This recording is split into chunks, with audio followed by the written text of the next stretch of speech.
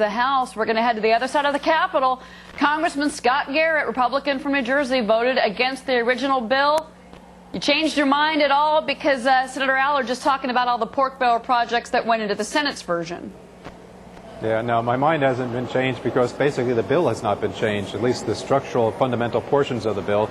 From day one, it was an asset purchase program with some things added to it along the line. Now, of course, as you just heard, they've added a whole lot more spending to it. That doesn't make it any better as far as trying to solve the real problem that we experience on Wall Street that's going to have an impact on Main Street. So until they do that, until they make those fundamental changes, I'll still be pushing for a better bill. Have any of your House colleagues, though, changed their mind? I mean, are you getting the sense that this has done anything to change the mind of some other people in your conference right now? There's a feeling that there might be some changes out there. After I get off of this program, we'll be going down to a conference with some of my colleagues to discuss that and see where the lay of the land is right now.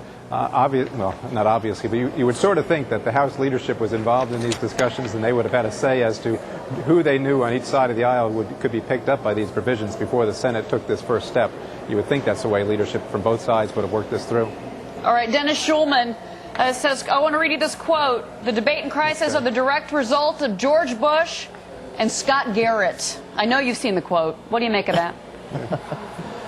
Yeah, well, there you go. Actually, if you want to look to see what brought us here, here is the housing market and the problems there. So hold on, I want you to answer that. I'm being told real quick, we've got the gavel being hit now in the House, so I want to go to that real quick. This is obviously right where you are, right behind you, sir, but they're beginning at least the session in the House. And certainly, Congressman, we appreciate you being with us. With this, Reverend Dr. Barry C. Black. Just wanted to get a shot of that into our viewers. It's all beginning, Congressman, all behind you. So, and I'm sorry to cut you off, but I do want to hear your response then to your challenger in New Jersey. Yeah. Go ahead. Well, I'm sorry, I had to cut you off for breaking news. Please continue, sir. Okay. Sure. Most people realize the problem we have today is because of the slump in the housing market. That was due to the subprime market. And what created that? Well, that was the Democrats pushing for the expansion of the CRA, Community Reinvestment Act, basically forcing banks to make these terrible loans. And there's a lot of pressure over the years to try to change that.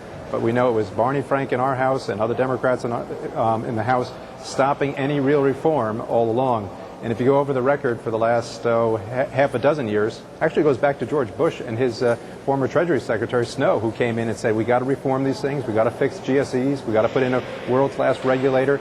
All of that was blocked all along. Interestingly enough, to the extent that Barney Frank said, there is no systemic risk out there. There's no need to change the GSEs.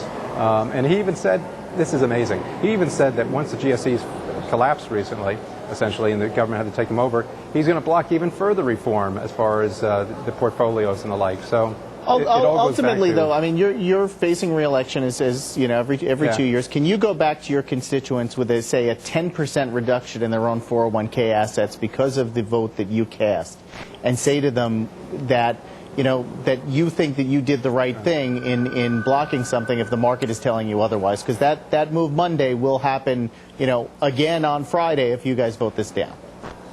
Yeah, well, the market is just one segment of the economy, just one portion of the economy. We're actually trying through this legislation to address the credit markets instead. That's what people are saying on Wall Street is seized up. The legislation that the President and Nancy Pelosi have signed on to, really, a lot of experts say, is not going to address it. Secretary Paulson says he really can't guarantee that it's going to do it. And that's why we're saying there are alternatives. The market will go back up again when the fundamentals are changed, and at that time, hopefully the constituents will recognize that the better bill is still out there. Congressman Scott Garrett, I know we got to let you go because now things are getting underway behind you, but we certainly want to talk to you again. Thanks for being with us, sir. Thanks, Congressman. All right, from the Capitol Hill White House, our Adam Shapiro, he's there with the business leader who just met with President Bush. Adam, what do you have to say? Well, the president did just wrap up that meeting with different business leaders from the